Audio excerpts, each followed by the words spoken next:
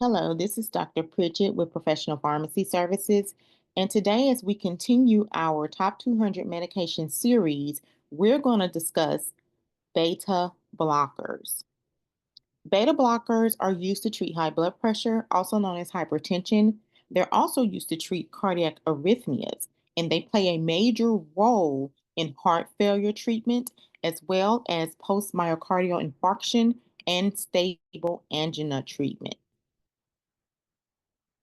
So, how do beta blockers work? Beta blockers work by blocking the chemical known as epinephrine, and they block the chemical epinephrine by blocking beta receptors that are located in the heart. These beta receptors are known as beta 1 receptors. When beta 1 receptors are blocked, it causes the heart's contractility to decrease and also a decrease in heart rate, which lowers blood pressure. Now, there are some beta blockers that also block beta 2 receptors.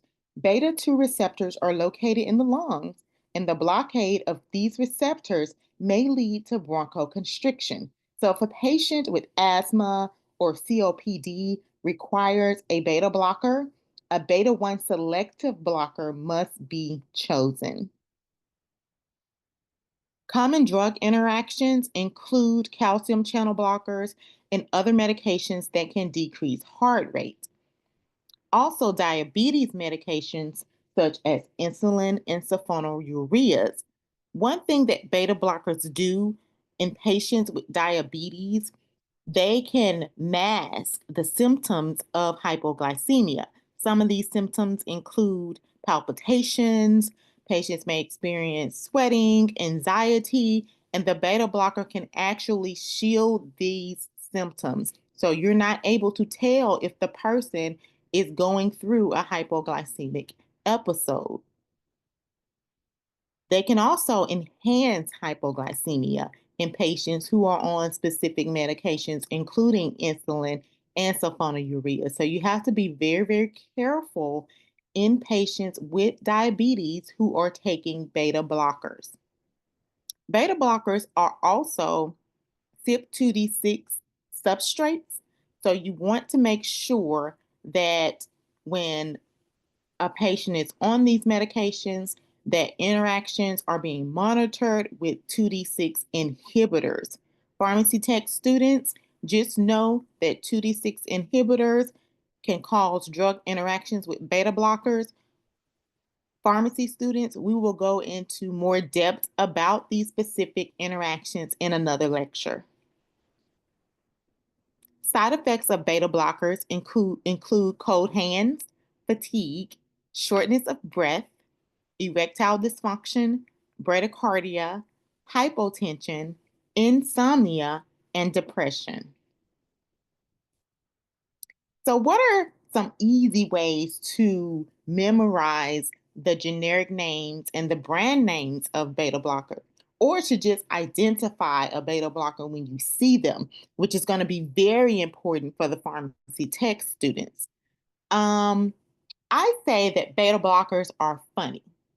You get it? Beta blockers are funny, LOL. Or I've heard some people say BB haha, LOL. Do y'all get it? Am I amusing myself over here? So beta blockers are funny. Beta blockers, LOL, BB, LOL, BB, haha. Those are ways that you can remember beta blockers. We have atenolol, labetalol, metoprolol, carvedilol, bisoprolol, metoprolol succinate, propranolol. Okay? The generic name always ends in LOL. The brand name for atenolol is T. Norman.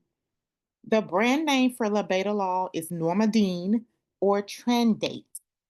The brand name for metoprolol tartrate, and tartrate is the short-acting metoprolol, is Lopressor. The brand name for carvedilol is Coreg. The brand name for bisoprolol is Zybeta. The brand name for metoprolol succinate, which is the long-acting form of metoprolol, is Toprol XL. And the key to that is that XL, okay? Propranolol's brand name is Enderal.